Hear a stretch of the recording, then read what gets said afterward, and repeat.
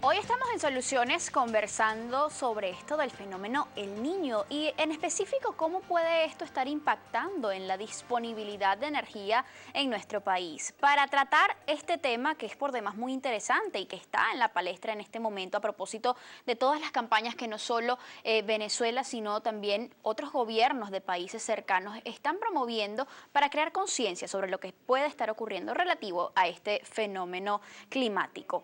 Para hablar de todo esto nos acompañan el día de hoy el ingeniero Leancy Clemente. Él es ingeniero nuclear, graduado del Instituto de Tecnología de Massachusetts y también es presidente de la Sociedad Nuclear de Venezuela, ex representante también de Venezuela ante el Organismo Internacional de Energía Atómica. También está con nosotros el día de hoy el ingeniero César Quintini. Él es ingeniero electricista, egresado también del Instituto de Tecnología de Massachusetts, con amplia experiencia en la industria petrolera, en la industria también de eléctrica. Fue presidente de CADAFE, también en el BEM, es profesor universitario y actualmente miembro fundador de la Academia Nacional de Ingeniería y Hábitat. Bienvenidos a ambos. ¿Qué es esto del fenómeno El Niño? Bueno, cuando los rayos solares ingresan a la Tierra, ellos calientan y hacen ese intercambio de energía, pero ellos tienen que regresar otra vez al espacio. Llegan, rebotan y se van. Ellos deberían salir tranquilamente cuando atraviesan la atmósfera, estratosfera y topósfera, pero resulta que, porque esas capas deberían ser transparentes, ¿ok? Pero esas capas las hemos ido haciendo impermeables por los gases de efecto invernadero. Estamos hablando de dióxido de carbono, sulfato de carbono, dióxido de sulfato, nitratos, etcétera. Todo eso que se produce. Por ejemplo, cuando tú ves en Caracas una esquina llena de basura, si te la ves de lejos, ves como un halo. Ese es un gas invernadero que se está emanando allí. Que se está emanando y sumamente peligroso. Gas metano, si no me equivoco. Que es el metano, correcto. El caso es que hemos ido impermeabilizando esa capa. Entonces, esos rayos no terminan de salir todos. Entonces se devuelven. Entonces, ¿qué es lo que estamos haciendo? Un horno. Ese horno, ¿qué es lo que produce? Recalentamiento. Ese recalentamiento, de que se habla tanto, tiene dos efectos. Por ejemplo, en el caso del Océano Pacífico, produce unos intercambios de temperatura que hacen que pueda haber muchas lluvias o que pueda haber mucha sequía. Y eso lo denominamos efecto El Niño y la Niña. ¿De qué va a depender que haya lluvia o sequía en algunas regiones y en otras? Eso va a depender del nivel de la temperatura del Océano Pacífico, básicamente, en ese momento. Eso es todo. Lo que pasa es que como hemos cambiado la lógica de las ecuaciones que manejan el medio ambiente, cuando es invierno debe haber lluvia, cuando es verano debe haber sequía. Como hemos cambiado eso, entonces es poco predictible. Claro, sabemos que cada 4 o 5 años ese efecto se va a producir. El fenómeno. El fenómeno. Pero yo, en una opinión muy particular, ese tiempo se va a ir acortando en la medida que vayamos incrementando la temperatura del medio ambiente por el efecto de ese recalentamiento. Un comentario medio folclórico, ¿no? Adelante. La primera percepción del fenómeno ocurre en las costas de Perú. Sí. Ahí los pescadores pescan la sardina para fabricar alimentos y hubo una época del año en que de pronto disminuyó la cantidad de sardinas disponibles y eso coincidió con la época de la vireña. Entonces se le atribuyó al Niño que estaba castigando a los pescadores y que por eso se estaba alejando la pesca. Y de allí viene el nombre del Niño. Después, la niña sí es invención de los científicos, que es la parte contraria cuando en lugar de sequía hay grandes lluvias. Un dato curioso, pues bastante interesante, de conocimiento general, definitivamente. Ahora, ingeniero Quintini, ¿en qué regiones del planeta El Niño suele tener mucha más incidencia? Bueno, en esta parte del mundo se siente notablemente, porque el fenómeno se origina en el Pacífico y particularmente en Colombia, acá Venezuela y Brasil, que son países que utilizamos mucho la hidroelectricidad.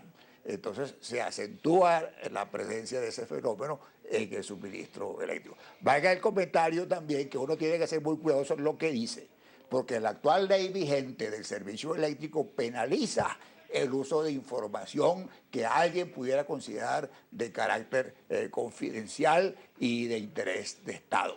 ¿Y este tipo de información es confidencial? Bueno, La situación ¿quién del sistema determina eléctrico. eso es el peligro? Porque cualquier fulano puede decir que uno está diciendo información confidencial. Entonces, afortunadamente ya la Asamblea tiene una comisión especial para empezar a investigar eso. Y hay una serie de grupos, entre los cuales está la Comisión de Energía de la Academia de la Ingeniería, que nos hemos dedicado a eso. Está COENER, que es un centro de orientación en energía, está el Grupo Orinoco, que se dedica sobre todo a la parte ambiental, está también el Grupo Ricardo Zuluaga, está una asociación que se llama IPOP, que estamos en este momento reuniéndonos para intercambiar información y poder tener una visión más amplia de lo que está pasando. Decimos entonces que el niño afecta, digamos, significativamente, sobre todo a algunos países de esta región de América del Sur, también algunos países, entiendo, de América Central, pero se da también este fenómeno en la región del sureste de Asia, ¿es así? Sí. Es en toda esta área. Sí, claro. El Pacífico. Todo lo que tenga influencia del Pacífico iba a haber. Por eso es que no oímos hablar de ellos quizás en los países del norte o muy al sur. Ahora, se afirma que en mayo, o que el mayor evento, en todo caso, del siglo del niño se registró entre los años 97 y 98. ¿Qué pasó en Venezuela en ese momento cuando el niño tuvo una incidencia pues bastante marcada? Bueno, fue el efecto lluvioso, lo que decía el ingeniero Quintines, la otra cara de la moneda, ¿no? Ok. En donde tuvimos esa grande vaguada. Pero lo que yo diría es que nosotros no debemos aprender de eso. Oye, ¿cuántas vaguadas necesitamos en Venezuela? ¿Cuántas sequías necesitamos en Venezuela para tomar las acciones correspondientes? Porque para nadie es un secreto el efecto del niño y la niña. Yo le diría coloquialmente, yo no le diría al niño, le diría a Jaimito, porque vaya que echa broma, ¿no? Entonces nosotros deberíamos estar preparados para eso. ¿Por qué? Porque es predecible. Claro. Es predecible más o menos en tiempo, con margen ahí de más o menos un año, y es predecible en sus efectos. ¿Ya? Entonces, por un lado tiene que haber la legislación correspondiente y las decisiones de alta política en ese sentido.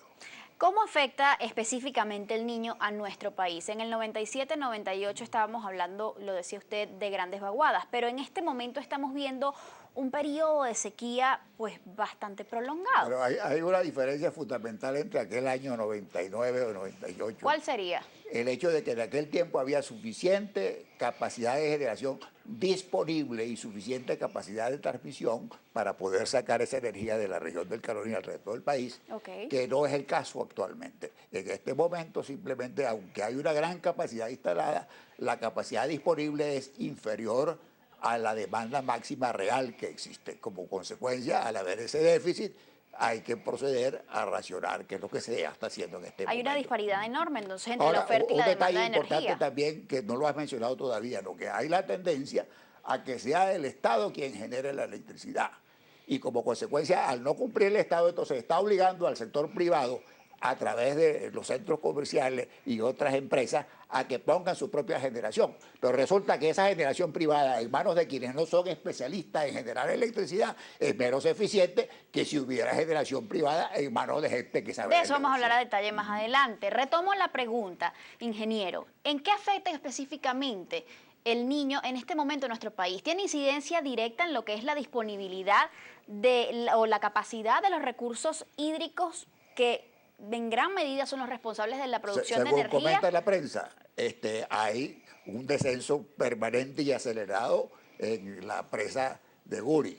Eso es lo que dice la prensa. Estoy repitiendo pues información que existe a nivel del público. Y en consecuencia, al bajar el nivel de agua y al haber menos agua entrando que la que está saliendo de la presa, entonces la capacidad de suministro que tiene las dos plantas de Guri ha bajado de su valor nominal a un valor real mucho menor, que es el que genera el déficit. ¿Qué porcentaje energético aportan las hidroeléctricas en nuestro país?